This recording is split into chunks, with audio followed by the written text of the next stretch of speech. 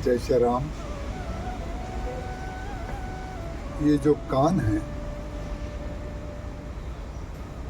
इसका एक नाम है श्रुति और वेद का भी एक नाम है श्रुति। ज्ञान का आधार और आश्रित रूप जो है वो श्रुति है। इसको यदि सरल अर्थों में हम समझना चाहें तो बहुत गहरी बात श्रुति में छिपी हुई है। श्रुति से ही शरणागति होती है, श्रुति से ही ज्ञान होता है और श्रुति से ही कर्म की विधि का ज्ञान होता है। और वही कर्म जो है वो श्रुति सम्मत होने से कर्मयोग बन जाता है। श्रुति का तात्पर्य होता है जो दूसरा कहे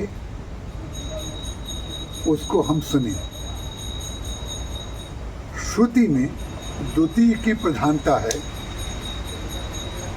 और स्व की विस्मृति है। स्व की विस्मृति जब होती है तब श्रुति पूर्ण होती है। व्यवहारिक रूप में यदि आप और हम देखें कि दूसरे की बात ना सुनना और दूसरे की बात ना सुनने में कितनी हानि है और सुनने में कितना लाभ है। विभीषण जी महाराज के पास जब भगवान जाते हैं तो उन्होंने कहा कि क्या भगवान कभी मुझे अपनी शरण में लेंगे।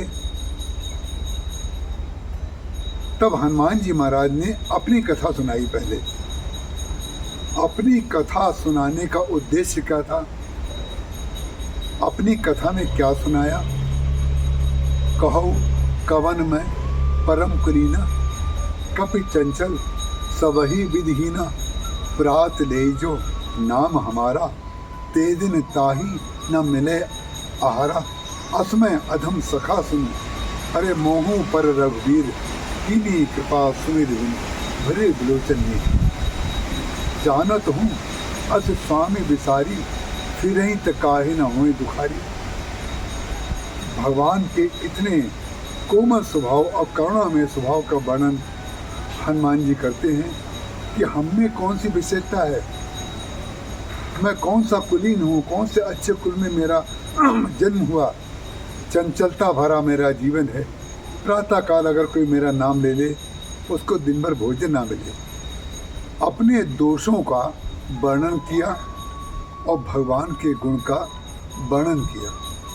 उसका परिणाम क्या हुआ, विभीषण जी महाराज जो आज तक सीता जी का दर्शन तक नहीं कर पाए हैं, उन विभीषण जी महाराज को भगवान की शरणागति प्राप्त हो गई, भगवान के पास जाने का साहस हो गया। यही है श्रुति। और भगवान के पास जब वो गए तो भगवान ने उनसे पूछा भाई कैसे आ गए, तो उन्होंने कहा महाराज श्रुति परंपरा से आया हूँ। श्रुति परंपरा से, श्रुति परंपरा माने अब व्यवहार और वेद दोनों को, लोक और वेद को गोस्वामी जी मिला रहे हैं।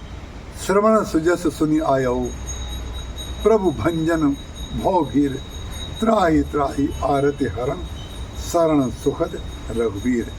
मैं हनुमान जी महाराज से आपके गुणों का वर्णन सुनकर के आ रहा हूँ। भगवान के स्वभाव को सुनना, भगवान के प्रभाव को सुनना, भगवान की करुणा को सुनना, यही श्रुति है, यही वेद है।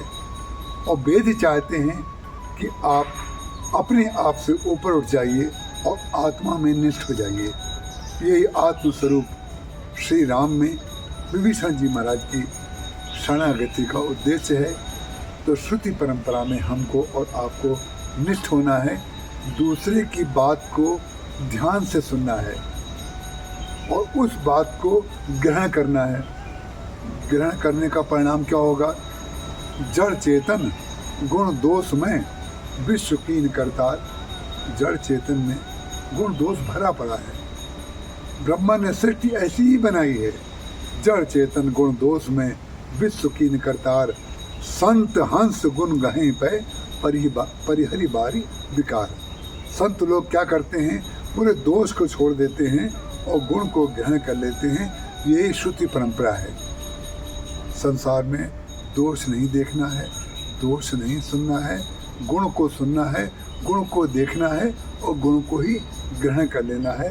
यही हमारी श्रुति परंपरा है, यही हमारा ज्ञान योग है, यही हमारी भक्ति योग है, यही हमारा भक्ति योग है, यही हमारा कर्म योग है। और ज्ञान और भक्ति और कर्म सब ईश्वर विषयक हों तब योग बनता है, तब संयोग बनता है जीव का ईश्वर से मिलने का। जय श्री राम।